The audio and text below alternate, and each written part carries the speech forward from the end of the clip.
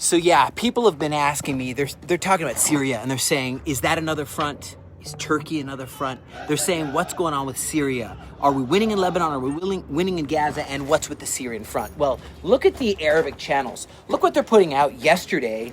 I mean, my goodness. There's chants from the Syrian military. Aren't they supposed to be now suddenly the good guys, right? Well, they chanted this. You tell me what you think about it. I'm coming for you, Jew, they said. They said, I will make your blood flow in rivers. Supposedly this is because of Israel's rejection of the steps being made towards creating a Palestinian state, which we don't like. And that's it seems to be part of the 15-point plan for Gaza. And so Israel said, we flat out reject that. First, they need to disarm, dismantle, disband there in Gaza, the Hamas, the Islamic Jihad, all of these terrorists, so they don't repeat on October 7th. It's almost October 7th again. And so al-Shara, we know he put on a suit. Supposedly he's no longer ISIS. He's supposedly no longer a terrorist. But he surrounded himself with all of these terrorists. I mean, I don't believe that someone changes their suit coat and suddenly they're a moderate, Western-friendly country. I just don't believe it. Call me skeptical. His support he gathered around him is people like him, right? Radical Islamist groups, very evident in the way they treated the Druze community, the way they act, the brutal massacre they did at Jabal Druze. You remember that just a second ago?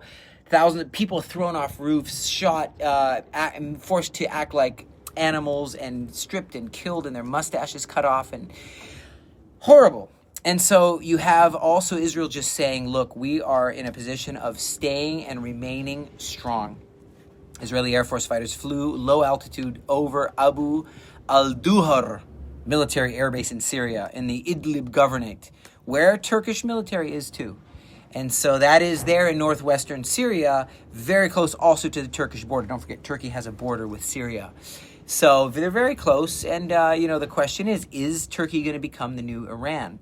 Israel's not going to let that happen. Israel's saying we're going to be very strong. We're giving a very clear message. We're not going to allow hostile forces establish capabilities in Syria and to set up all kinds of weapons and all kinds of attack mechanisms and become another Lebanon, another Gaza, another Iran. No way. No matter who's there, Israel's making a very clear message. Jihadists, stay back. Stay back. Look what's going on in Pakistan. In 2023, you remember, in Pakistan, Muslim terrorists attacked and burned 27 churches and 400 Christian homes and said, they're blasphemous because they're Christians.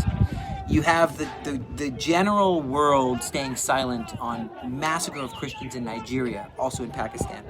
But such a protest against Israel defending ourselves in BBC and Al Jazeera and TRT World. Everybody's preoccupied with something else, not with Christians getting hurt. What about the Catholic Church? Do you see them making bold statements saying, down with jihadism, protect our people? Do you see them saying that? No, there's kind of this hypocrisy going on. And the one place where Christians are safe, the one place they can freely thrive and live and grow, is here in Israel. Anywhere else under the West Bank, Judea and Samaria, areas where you have Palestinian control or Gaza or whatever, they're not safe, they're not growing. The population isn't growing, let's say that. But you know what they say, no Jews, no news. And so that is the way it is. If you can't blame the Jews for something, why even print it? Why even, read that on your newscasts? It's called hypocrisy. It's sickening. It's anti-Semitism. It's disgusting. I'll say this. In Beit Shemesh, I remember walking through the rubble, seeing the destruction done by Iran, by the wicked IRGC arch-terrorists there. And they hit this synagogue, and there was a family, and so many died.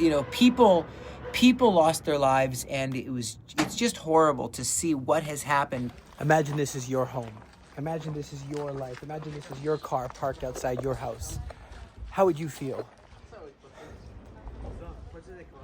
This is merciless violence just because they're Jewish. It's just unbelievable that the prayer book, the Siddur, is burned. This family, their lives are lost, but hope will continue. But I'm so glad to see the beginnings of the rebuilding of this Beit Shemesh synagogue devastated, and the neighborhood rebuilt. The whole neighborhood was devastated But this project is starting with a temporary structure and then later a more permanent building, a new shelter, a sign of renewal, a sign of growth. I like it also when I see the trees planted in Nova, where the blood-soaked ground at that place of the massacre there in Reigniting, southern Israel, border of Gaza. Psalms 87, verse 1 and 2 is a great psalm, and it talks about foundations.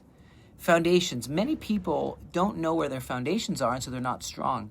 When you go through a struggle, when you go through a hard time, but it's strengthening your foundations, making your foundations strong inside you.